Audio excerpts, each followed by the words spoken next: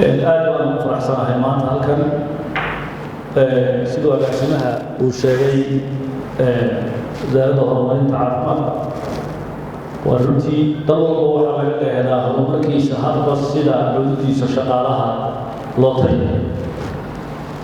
tani qayb bay ka tahay waana halgowlaha HR-ka qaranka hay'adda shaqaalaha ah idinkuna waxay tihiin HR-kii institutionada dowladda marka isbedel kastoo hay'adda shaqaaluhu wado cidda la doonayo inay ka caawiso wasiirka iyo agaasimaha guud inta badan waa mashquul iyo wasiir ku-xigeenku waa waaxda xuduudda shaqaalaha waaxda waa waqtiino meel fog baynu ka soo saaray admin finance bay hoos tegaysay weliba madax bannaan siinay ku talagalkeedu waxa weeye payroll modelka inay iyadu maamusho halka loo socdaa waa halka hawshan maanta waxa weeye sidii loo eegi lahaa qorshaha isbeddelka la sameeyey qorshayaasha hore aynu soo sameynay iyo maxaa tababarana wayna ku jiraan waxaan rajeynayaa insha allahu tacaala halkan wixii aynu ka kororsanay aan isweydaarsi aan ka kororsataan iyo aqoontiina kaleba iyadoo aan sii wadayno covid-19 ka inaga soo dhexgalay inay noqoto mid wasaaradihiin ka muuqata waa ogtihiinoo wasaaradda shaqaalaha dowladdu waxay bilowdeen inay samayso wax la yidhaahdo mini auditing ama HR auditing ama payroll auditing saddexdaaba way samaynaysaa mid waa institutional level oo institutionka lagu sameynaya habraacyada sharciga iyo nidaamkii iyo siyaasaadkii iyo xeerkii shaqaalaha iyo wax alaalo wixii loo baahnaa siday u shaqaynayaan midna waxa weeye payroll auditing waxaynu eegaynaa mar walba sanadkii 4 meelood marka loo qaybiyo kwartalkiiba mar baynu eegaynaa payrollka iyo may iswaafaqsan yihiin systemka hay'adda shaqaalaha dowladda xogta ku jirta midna waxa weeye mini auditing oo kayimka wada wasaaradda horumarinta soo maray oo waxa weeye inaanu eegno shaqaalihii ku qoran wasaaraddaasi 25% kanu baadhaynee randomly uga soo saaray systemka iyo database serverka waxaanu eegaynaa waxay represent garaynayaan ay ka wakiil yihiin guud ahaan shaqaalaha maxaan ku dhahdaa wasaaradda marka haddii la waayo 25% ka mida macnaheedu waxa weeye 5% baa maqan ama iska tegey ama aan joogin warkama iska baktinaya ama aan joogin wasaaraddaas waxaasoo dhan waxaa looga jeedaa inaynu saxno oo sugno shaqaalaha xogtiisu inay tayowdo iyadoo loo socdo xuquuqaadka shaqaalaha la siinayo berri ama saa dambe ama maalmaha soo socda waxaanu launch garaynaynaa oonu daah furaynaa barnaamij ka caawinaya shaqaalaha inay helaan caafimaad jaban daraasadiisii baan launch garaynaynaa mihnadlayaasha caafimaadka iyo dadka khubarada ah caafimaadka ku takhasusay iyo wasaaradda caafimaadka iyaduna key stakeholderka iyo isbitaalada public iyo private ba jira dhammaantood waanu shir baan isugu yeedhaynaa waxaanu launch garaynaynaa daraasadda inaan hay'adda shaqaalaha iyadoo kaashanaysa maxadkeeda ay samaynayso waxaanu doonaynaa in shaqaaluhu helaan waxaa la yidhaha avoidable health service inta laga gaadhayo caymis caafimaad oo shaqaalaha la siiyo mar kastaynu daraasad samayno ku sii dhowaano xuquuqaadka asaasiga ah ee shaqaalaha iyo muwaadinkaba waxaynu qabanay shaqadii 50% dhaqaalihii baynu baadi doonaynaa marka runtii xukuumadda iyo waa dadaalaysaa dadaal badan baa shaqeynaya dadaal badan baa la wadaa dadaalkaas ayuu baynu doonaynaa biidni illaahi tacaala inaynu tanna qayb ka noqoto maxaanu haddaba u ahmiyad u siinaynaa qaybta xuduudda shaqaalaha waxaa soo socda barnaamijka caafimaadka waxaa soo socda barnaamij housing oo guriyeyna oo golaha wasiirada anaga iyo wasaaradda howlaha guud ka wada howlgallay oo ay present gareeyeen oo xukuumaddana ka go'an tahay in guryo loo dhiso shaqaalaha ina maqlaysaan baa laga yaabaa waxaa soo socda barnaamijkii howlgabka waxaasoo dhammi waxay kaalin ku yeelanaya waaxda xuduudda shaqaalaha halkan maanta waxay isla eegi doontaan structure-ka waaxda xuduudda shaqaalaha intuu noqonaya maxaa sectionis hoos tagaya maxaa unities hoos tagaya sidoo ekaanaya wasaaradaha way kala duwanaan karaan iyadoo lagu saleynayo nature-kooda dabeecadooda laakiin xaqiiqatan inaanu dusha guud ay iska mid noqdaan baanu doonaynaa waxa ogtihiino waxaanu imika wadnaa diiwaangelintii shaqaalaha ku-meelgaarhka shaqaalaha ku-meelgaarhka markaanu imika isla tafatirray aanu dhammaystirro wasaaradihiinana waanu sheegnay markaanu mid walba la shiraynay wasiirka agaasimaha guud wasaaradaha marka laga reebo caafimaadka iyo waxbarashada dib loo dhigay ku talagalkeenu waxa weeye inaan qof dambe oo ku-meelgaarha loogu imanin bii'adda shaqada ee wasaaradaha iyadoo oo faystaafin ka jiro intaa ku-meelgaarhka aynu isla xaqiijinay aanu u gudbino wasaaradda maaliyadda ka ahayd ahaana waxaan idiin ballan qaadayaa sanadka 21 bisha afraad inay shaqaale rasmiya noqdaan biidni illaahi tacaala markaynu afjarro ku-meelgaarhka waxaan idinku xoojinayaa oon idinku wargelinaynaa oon doonaya wasaaradihiina inay la wadaagtaan in aan qof dambe oo isku beddela iyo qof dambe oo qofkaa noo soo shaqaaleeya oo aan ka ahayn inaad soo develop garaysaan oo soo ibabixisaan oo soo dhistaan oo soo aasaaska ka soo dhistaan shaqo qeexistii aan ugu yeedho job description ama aan idhaahno position description aan idhaahno terms of reference magaca doontaan ugu yeedha kaana maanta tababarrada way ku jiraan baan filayaa in laydinku tababaro sida loo soo design garanayo habraacyada sharciga qaybta recruitment-kana wuu ku jiraa in laydinku tababaro sidee waaxda cududa shaqaaluhu ay u soo dhisayaan oo ay u soo dalbanayaan in baahi shaqo loo xayeysiiyo wasaaradaha iyo hay-adaha waxaa ka imanaya baahidii shaqada waxaanu doonaynaa qof sidaasa aqoonta noocaasa bartay kaalintiisa mas-uuliyadeed iyo shaqadiisu waxaa tahay xirfadiisu waxaa tahay waxaa ku takhasusay digriga noocaasa sita hay-adda shaqaaluhu qofka ha noo xayeysiiso hadday buulinka hay-adda shaqaalehe oo staffinka wasaaradda laga soo qaadanu samayn doonana hadduu ku jirana ha noo soo shaqaalayso laakiin ma dhacayso waxaa culayskaa dhaqaalada qaranku u qaaday in la suuliyo hab traditional oo caadaha intay nagaga hadhay 75% waynu xaqiijinay waynu samaynaa imika waynu wanaagsanay 25 kay nagu hadhayna inaynu meesha ka saaro oo ay noqoto equal opportunities or equal access to opportunities and resources in loo sinaado shaqa helistii dhalinyarada Soomaaliland guud ahaan ay u sinaato innagaana u moodela talada cidda ka caawinaysa wasiirada iyo agaasimayaashuna waa idinka taana maskaxda ku haynaysan biidnillaahi tacaala waxaan ku daraynaa marka la dhiso barnaamijka human resource information system-ka ee hay'adda shaqaaluhu dhisayso users baa laydinka siinayaa hadday tahay transfer oo qof la transfer garanayo hadday tahay tababar qof la siiyey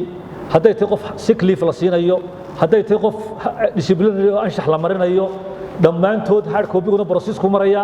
system-kana waa laga approve garaynaya hadday tahay agaasimo waaxeed la magacaabay oo ay hay'adda shaqaaluhu ansixinayso gunnadiisa aanu sii daynayno system-kaanu ka sii daynaynaa wasaaradda maaliyadda halkaas kala soconaysa iminkana waxaanu sii isticmaalaynaa intaan system-ka la samayn system-ka ifmiska uu user ku leenay kolley idinkuna waa ku leedahay user soo sidaa ma aha maalin dhow waa laydinku tababari doonaa insha allah tababar kale kaana isagana waa la soconaysaa dareenkaana waa idinla wadaagayaa structure-ka laydinla wadaagay maanta laydinla wadaagi doonay waxyaa cududa shaqaalaha iyo maamulka structure-ka guud ee wasaaradaha xeerka shaqaalaha oo ka soo gudbay golaha wasiirada oo la yaalay imika baarlamaanka oo la ansixin doono waxa ku jira in mandate-kaas hay'adda shaqaalaha dawladdu kaalin adag ku leedahay waxaanu sheegayaa xeerka shaqaalaha cusub in xeer nidaamyo hay'adda shaqaaluhu samaynayso lagu maamulayo structure-ka madaxweynuhuna ansixinayo approve garaynayo kaasina wuxuu inaga soo koobayaa structure iska furan oo iska socda oo mar walba wax lagu daro oo agaasimo waaxeed lagu daro oo section magac kale loo bixiyo dee dalkuma shaqeeya sidaa best practice ku sidaa maaha marka waxaan isleeyahay waa ku sii dhowaanaysaan fursad wanaagsan bay idin tahay waxaan ku soo gunaanadayaa insha allahu tacaala tababaradan inaad ka faa'iidaysataan waxaan ka dardaarayaa riboodada every report ka soo baxa maxadka shaqaalaha dawladda waan helaa waanan akhriyaa riboodkii ugu dambeeyey HR trainingkii koroskii laydin siiyey waxaan xusuusanahay agaasimayaasha cududa shaqaaluhu inay qaar aanay 3 kooro siman dadkii loo soo diray إلا أنت وبركة واحد نوجل هي أجاسم هبل فلان مقاعد الله صدري أما واحد بقى كتير على شغالها قاربان صدق كورسما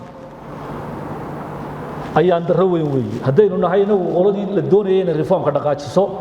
ولي بقى تهين واحد يعود الشغالة أنت وبردي أنا ديارنا محن توابرد بدين ديارنا كوفر كان قصور نحق عليه وندورنا ما يواندا هالنقطة أما تنزانيا هالنقطة أما جانا وجيمبا إما كانوا ليه شيء هالنقطة لما حد ديارنا سقف في هذا كوميت مكيسي بتشوقي مركب ما واحد نقول إيسا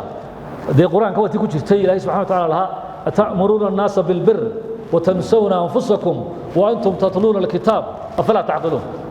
وردتك ما وراك بفريسان إذا كنا نفتين لو سنتي أو ولي كتاب أخريا وربيد العقل لهين محين الشغالي كلو كنت وبري كرينا إنه كل شيء كرينا قوم تودي تيودو ديو برهان تودي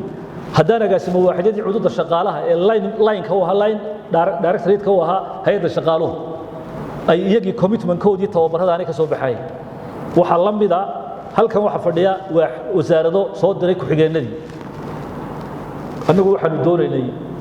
أو صوع السني أقاسم ياش واحد عدود الشغالها سي أي يقول لي الجريان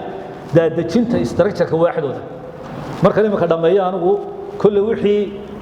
وكيل كالصعدة أي صوت درين أو وحي عدود الشغال صوت درين وحلقة يا باتيم كيقول يا هذا وما تنتي ومعقول أنا ما نورن لكن والله جايبه هذا يا هذا أطول غاطة وحنا كنا نقول سالستوشنا دي وايو ده وحنا دورنا هجامية وينك قاسمها واحد عدود شغاله وانك ندورنا استراكتر كا لحدة سكشن ككوبن يونتس كفرابن سيهوس تجان سكشن كي بنشن كوجرة يكمبسيشن كانوا صوت الري سكشن كي تريدين كوجرة توابركا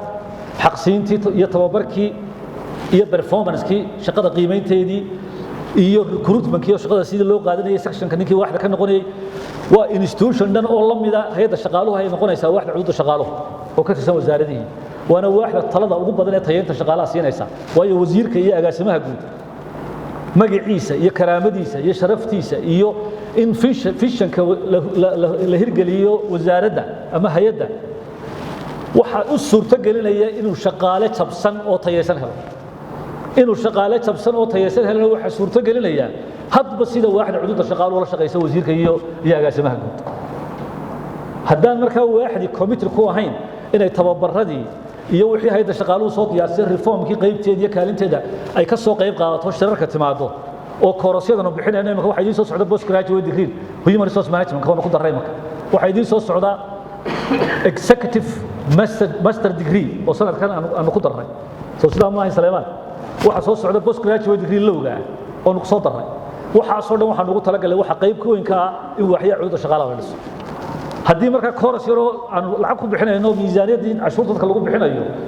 aad dayacdaan oo ima weydaan sidee bay uga caawin karaysan hay'adda shaqaaluhu reformka wado sidee bay uga caawin karaysan wasiirka iyo agaasimiga guud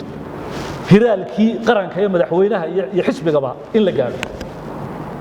waxaan ku dardaarayaa arintaas serious baan ka nahay ka hay'ad shaqaale ahaan وانا نقيميننا وحنا ايمان دونتا